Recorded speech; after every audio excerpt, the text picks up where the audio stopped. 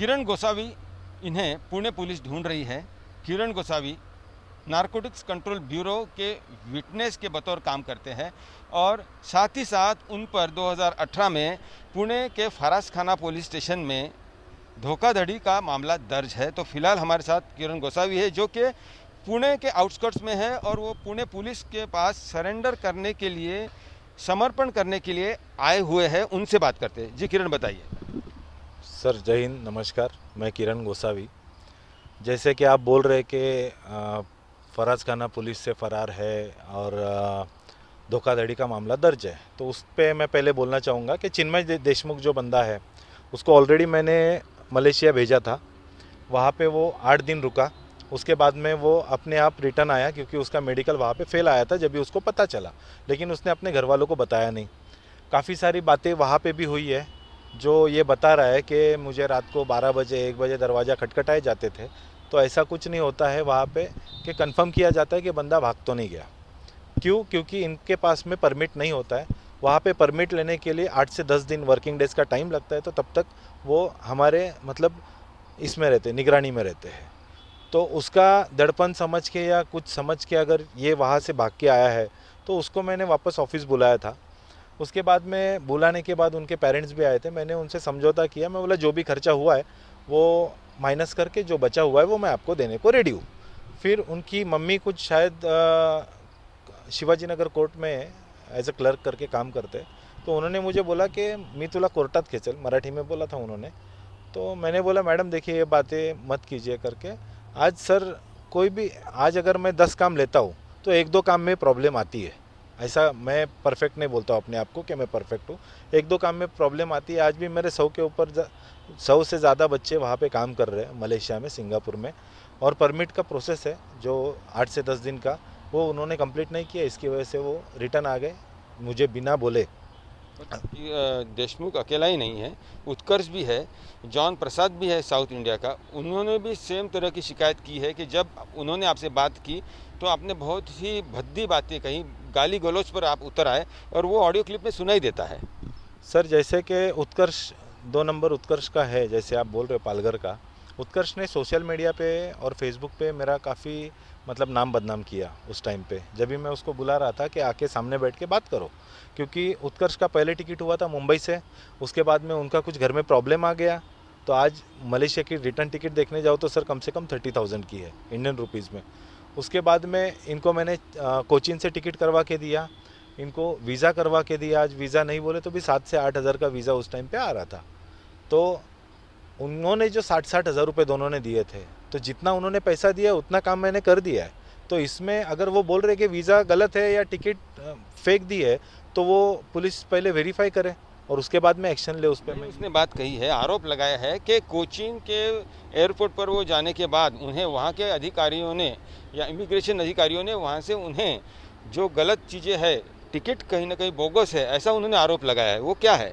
Sir return ticket जो होता है वो डमी टिकट होता है, जो रिटर्न आने का टिकट इनका बनाते हैं, क्योंकि तब तक इनका परमिट वहाँ पे बन जाता है। तो रिटर्न आने वाला जो टिकट था उनका वो कंफर्म नहीं था, लेकिन साथ ही में इनके पास में प्रॉपर जो जाने के लिए वहाँ के पैसे लगते हैं, शो मनी जिसको बोलते हैं, 1,500 रिंगेट लगते हैं, जो इंडियन रुपीज़ में 28,000 होता है, वो भी उनके पास अवेलेबल नहीं था।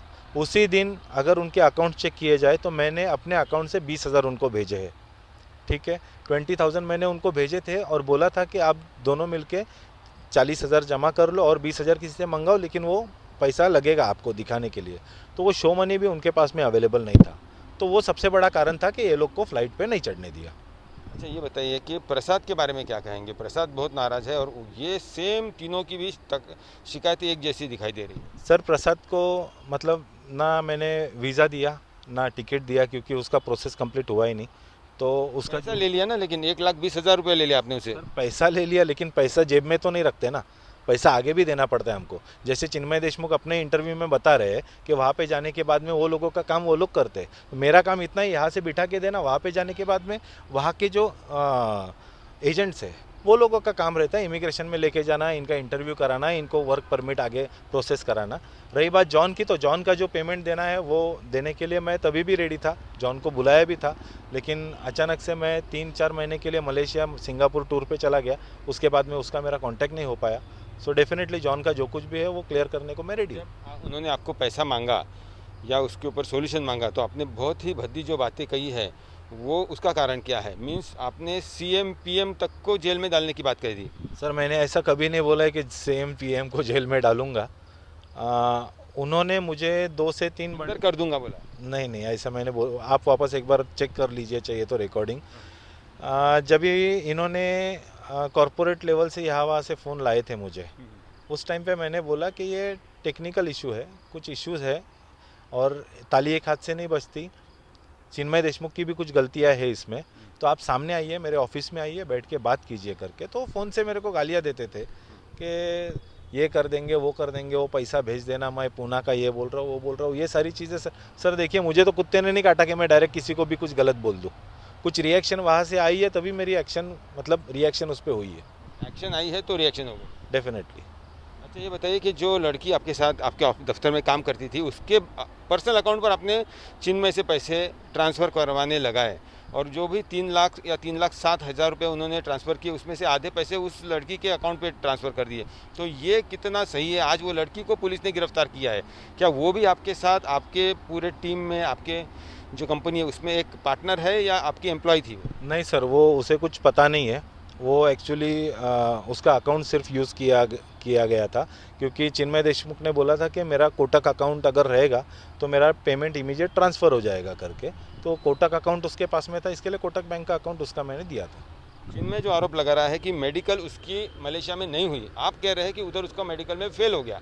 आपके पास कुछ दस्तावेज है जो बता सकते हैं कि वो मेडिकल को उसको वहाँ पर लेकर गए थे जिसमें वो फेल हो गया? सर अभी 3 साल हो गए इस बात को। अगर दस्तावेज चाहिए तो मुझे फिर से मलेशिया में मेरे जो कंसर्न एजेंट्स हैं उनको मेल डाल के वो वापस मैं मंगा सकता हूँ उनके मेडिकल्स। यानी आप ये पूरा जो मामला 2018 का है वो आप भी सुलझाना चाहते हो, पैसा देने की आपकी मंशा है लेकिन देरी हो गई? सर देरी हो गई मतलब मैं पैसा तभी भी देने को रेडी था इनको, कि जो कुछ भी खर्चा हुआ है, आप अपने साइड से आए हो रिटर्न, तो जो भी खर्चा हुआ है वो मैं देने को रेडी हूँ। पूरा पैसा देने को तैयार नहीं? सर अभी नौबत ऐसी आ गई है कि मतलब गले पे छुरी आ गई है तो पूरा पैसा देने को भी रेडी हो जाएंगे, होना ही पड़ेगा, क्योंकि अभी गवर्नमेंट के खिलाफ हम बोल नहीं सकते और लुकआउट नोटिस वगैरह ये इतने छोटे केस में लगा दिया है मेरे पे, तो डेफिनेटली आई हैव टू पे। ये बताइए कि अभी जो आपका एनसीबी से कनेक्शन है, जो आप उसके विटनेस के बतौर काम करते हैं, वो कब से शुरू हुआ है और उसके बारे में क्या कहेंगे? आपके ये जो आरोप लग रहे हैं, सैम डिसूजा का नाम सामने आ रहा है, तो सैम डिसूजा से आपकी पहचान कब से है और बाकी जो आपका बॉडीगार्ड है उसके बारे में? सर ये सारी चीज़ें 2 अक्टूबर की है, जिस दिन ये रेड हुई है, सारे कनेक्शन उसी दिन पे मतलब सामने आए, मतलब एक दूसरे से मुलाकात हुई है। एनसीबी में 2 अक्टूबर के पहले आप कभी गए नहीं थे? कभी नहीं गया था मैंने वानखेड़े सर को सिर्फ टीवी पे ही देखा था। एनसीबी में जाने का ये प्रस्ताव कैसे क्या आया? सर क्योंकि ये पार्टी जहाँ पे होने वाली थी वहाँ से एनसीबी का ऑफिस केवल 400-500 मीटर पे था, तो हमने ऑनलाइन जब भी सर्च किया कि नियर बाय ऑफिशियल कौन सा है, कहाँ पे जा सकते हैं, तो हम एनसीबी के ऑफिस में चले गए।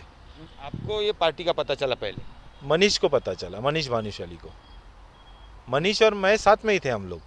मैं मेरे काम से गया था मुंद्रा। एनसीबी को इसकी भनक ही नहीं थी कि ऐसी कोई रेव पार्टी हो रही है?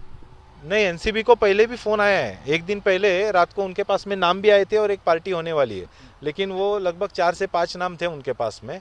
और फिर हमारे जब भी 27 नेम्स देखे उन्होंने, तो उनको कुछ हमारे मतलब टिप में कुछ इन्फॉर्मेशन ज़्यादा लगी, तो उन्होंने हमको अप्रोच किया। आप बतौर सिर्फ विटनेस ही नहीं, इन्फॉर्मर के बतौर भी काम करते हो कि समाज में कुछ गलत हो रहा है तो आप वो सिस्टम को बता देते हो? सर अभी ये सवाल अगर आप जिनके घर पे ये ड्रग्स वगैरह लेने वाले लड़के हैं उनके माँ बाप से करेंगे तो बहुत अच्छा रहेगा। शायद मुझे तो सारे लोग मतलब गलत ही बोल रहे हैं, लेकिन एटलीस्ट किसी के पेरेंट्स तो मुझे अच्छा बोलेंगे ही बोलेंगे, क्योंकि काफ़ी ये मैटर से तो काफ़ी ड्रग्स आना कम हो गया है आज के रेट में, एटलीस्ट महाराष्ट्र मुंबई में। बताइए कि आप बतौर विटनेस काम करते हो, अच्छा खासा पैसा मिल जाता है? सर विटनेस काम पैसे के लिए थोड़ी कोई करता है। मेरा इंपोर्ट एक्सपोर्ट का बिज़नेस है, मेरा ट्रेडिंग का बिज़नेस है, उसमें से मेरे को अच्छा पैसा आ जाता है। और विटनेस में अगर पैसा मिलता रहता तो हम मतलब विटनेस वाले ही काम करते रहते। फिर क्यों काम करते हो विटनेस के लिए? सर तो अब तक आज तक मैंने जो 14-15 केसेस की है, काशीमीरा हो गया, ठाना हो गया, भिवंडी हो गया, जो गौ मांस का, वो तो इससे भी बड़ी चीज़ है। आज मैं हिंदू हूँ तो मेरे लिए बहुत बड़ी चीज़ है वो, कि रोज़ की हज़ारों की संख्या में गाय काटी जाती है। तो वो चीज़ें क्यों न्यूज़ में नहीं आई? उसमें तो हमने मतलब हम पे गाड़ियाँ चढ़ा रहे थे लोग, उड़ाने वाले थे, काफ़ी बार मतलब फायरिंग करने की कोशिश की। वो सब चीज़ें मीडिया में अब तक आई नहीं।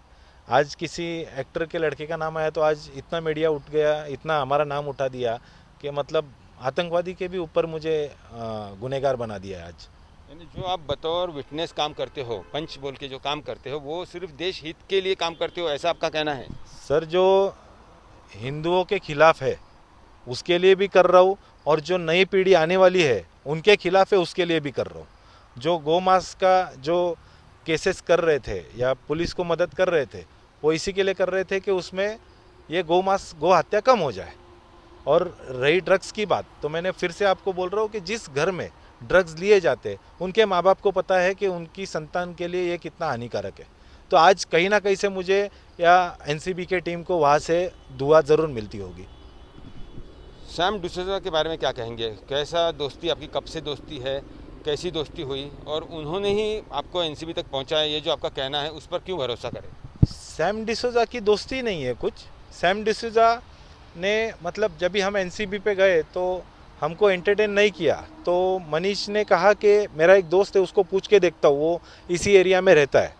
तो शायद उनके थ्रू कोई वहाँ पे एक थे, तो उनके थ्रू फ़ोन करके फिर हम गए आगे 7:30 बजे मॉर्निंग में। तो ये है किरण गोसावी, जिन्हें पुणे पुलिस ढूंढ रही है और वो खुद पुणे आए हुए हैं सरेंडर करने के लिए।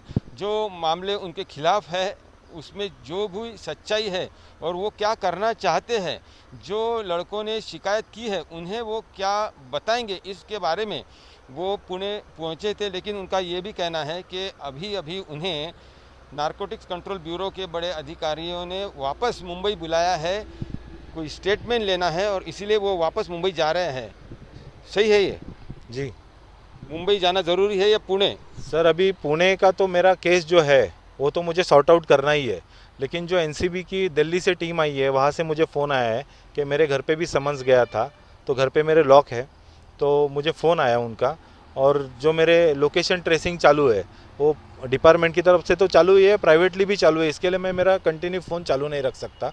तो मैं वहाँ पे जाके उनका स्टेटमेंट दे के चाहिए तो फिर पुणे पुलिस में डायरेक्ट आ जाऊँ या पुणे पुलिस वाले वहाँ पे आएंगे, कोई दिक्कत नहीं है।